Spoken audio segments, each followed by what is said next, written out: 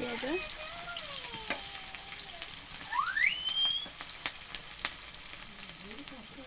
ଅଦା ରସୁଣ ପେଷ୍ଟ,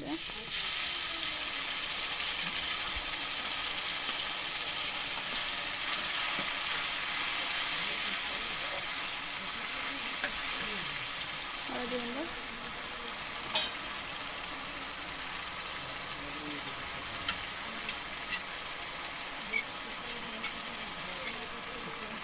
ଲୁଣ,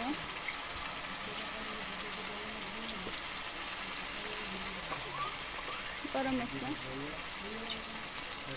ଲଙ୍କା ଗୁଣ୍ଡ ଭଲ ଭାବେ କଷିବା। ତାପରେ ତେଜପତ୍ର ବି ପକାଇଦେବା, କସ୍ତୁରୀ ମେଥି,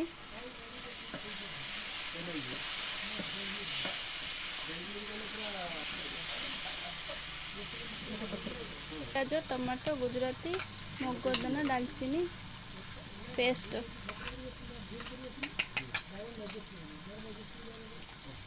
ତାପରେ ଟିକେ ପାଣି ଦେଇଦେବା,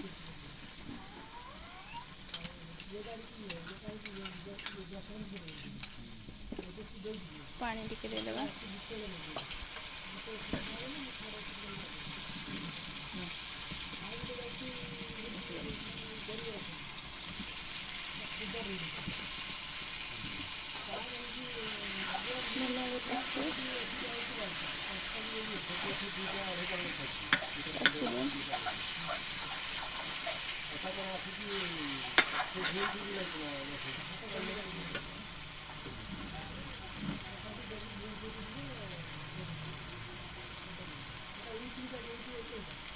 ତାପରେ ଭଜା ହେଇଥିବା ସବୁ ପରିବା,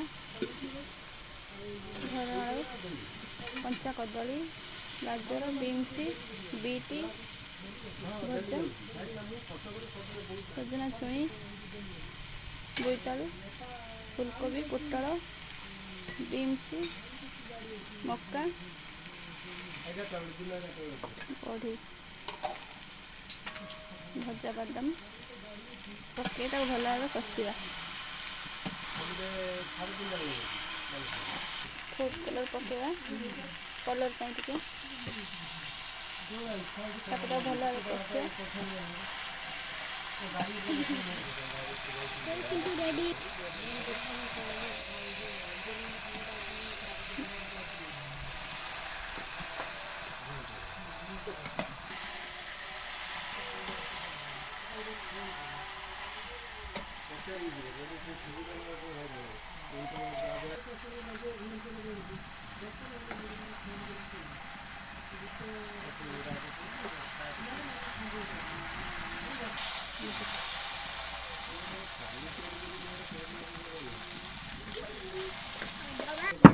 ତାପରେ ଧନିଆ ପତ୍ର,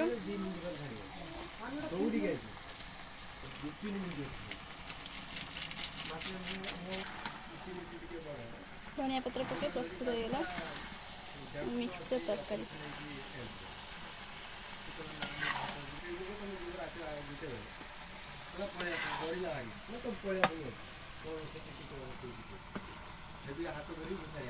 ସୁପର ଟେଷ୍ଟି ମିକ୍ସଚର ତରକାରୀ ପ୍ରସ୍ତୁତ ହୋଇଗଲା।